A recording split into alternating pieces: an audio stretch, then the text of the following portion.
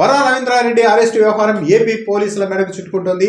హైకోర్టులో నిన్న కీలకమైన పరిణామం చోటు చేసుకుంది. ఇప్పుడు ఏపీ పోలీసులు హైకోర్టుకు ఏం సమాధానం ఇస్తారో అన్నది ఇప్పుడు కీలకంగా మారింది.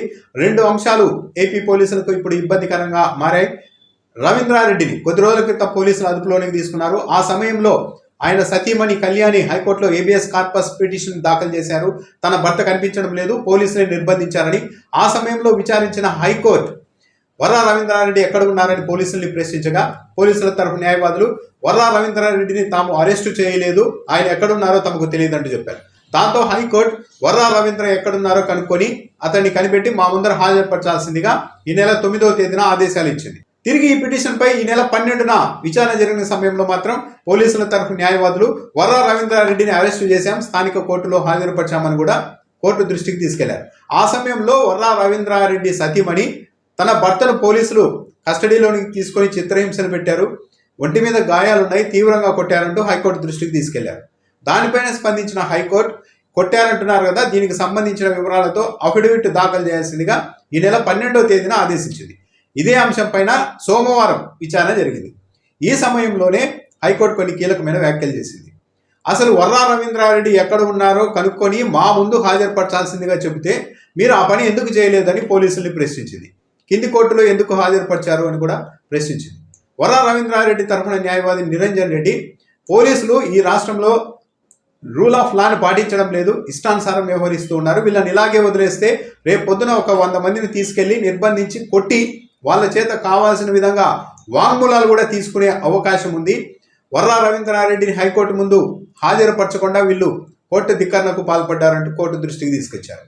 ఈ సందర్భంగానే పోలీసులు కోర్టు ధిక్కరణకు పాల్పడ్డారు అన్నదానికి ప్రాథమిక ఆధారాలు ఉన్నాయని కూడా వ్యాఖ్యానించింది. ఇక్కడ ఇంకో గమ్మత్తైన చాలా విచిత్రమైన పోలీసులకు అత్యంత ఇబ్బందికరమైన పరిణామం ఏంటి అంటే, పోలీసులు తొలుత 9వ తేదీ విచారణ జరిగినప్పుడు ఏపీ హైకోర్టులో తాము వర్రా రవీంద్రారెడ్డిని అరెస్టు చేయలేదని నేరుగా హైకోర్టుకు చెప్పారు. కానీ ఇప్పుడు ఒక సీసీ ఫుటేజ్ బయటకు వచ్చింది. అదే కర్నూలు జిల్లా పుల్లూరు టోల్ ప్లాజా దగ్గర ఉన్న సీసీ ఫుటేజ్. 9వ తేదీన హైకోర్టులో వర్రా రవీంద్రారెడ్డిని మేము అరెస్టు చేయలేదని పోలీసులు నేరుగా హైకోర్టుకు చెప్పారు. కానీ అంతకు ముందు రోజే 8వ తేదీనే వర్రా రవీంద్రారెడ్డిని పోలీసులు ఆ టోల్ ప్లాజా దగ్గర అరెస్టు చేసి అదుపులోనికి తీసుకున్న దృశ్యాలు స్పష్టంగా ఉన్నాయి. ఈ అంశాన్ని అతడి తరఫు న్యాయవాది హైకోర్టు దృష్టికి కూడా తీసుకెళ్లారు.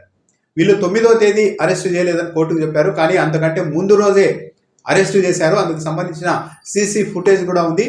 ఇప్పుడు ఆ నేషనల్ హైవేకి సంబంధించి ఆ టోల్ ప్లాజాలు జాతీయ రహదారుల సంస్థ పరిధిలో ఉన్నందున ఆ సీసీ ఫుటేజ్ను భద్రపరిచేలాగా ఆదేశాలు ఇవ్వండి అని కూడా రవీంద్రారెడ్డి తరఫున న్యాయవాదిని హైకోర్టును కోరారు.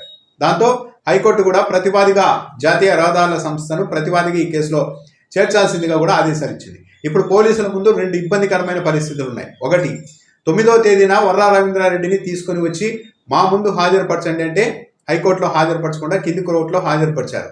గాయాలున్నాయి కాబట్టి, కొట్టారు కాబట్టి హైకోర్టు ముందు హాజరుపరిస్తే ఇబ్బంది వస్తుందన్న ఉద్దేశంతోనే పోలీసులు హైకోర్టు ఆదేశాన్ని లెక్క చేయకుండా కింది కోర్టులో హాజరుపరిచారు అన్నది వర్రా రవీంద్రారెడ్డి తరఫున న్యాయవాదుల వాదన. ఇది ఒక అంశం అయితే, అత్యంత తీవ్రమైన అంశం.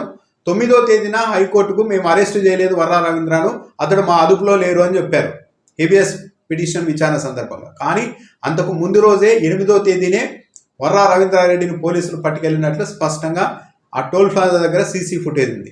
సో 9వ తేదీన హైకోర్టుకే నేరుగా ఏపీ పోలీసులు తప్పుడు సమాచారం ఇచ్చారు అన్నది తేలింది. దీనిపైన కూడా హైకోర్టు సీరియస్ అయ్యే అవకాశం ఉంది తదుపరి విచారణలో. 8వ తేదీన అరెస్టు చేస్తే 9వ తేదీ హైకోర్టు ముందుకు వచ్చి వర్రా రవీంద్రారెడ్డి మా అదుపులో లేరని ఎలా చెప్పారు అంటే, ఇప్పుడు ఈ పరిణామాలన్నీ వర్రా రవీంద్రారెడ్డిని అనధికారికంగా తీసుకెళ్లి పోలీసులు చిత్రహింసలు పెట్టారు, కొట్టారు అన్న ఆయన సతీమణి వాదనకైతే బలాన్ని చేకూరుస్తుంది. దీనిపైన పోలీసులు ఏం చెప్తారో తదుపరి విచారణలో చూడాలి.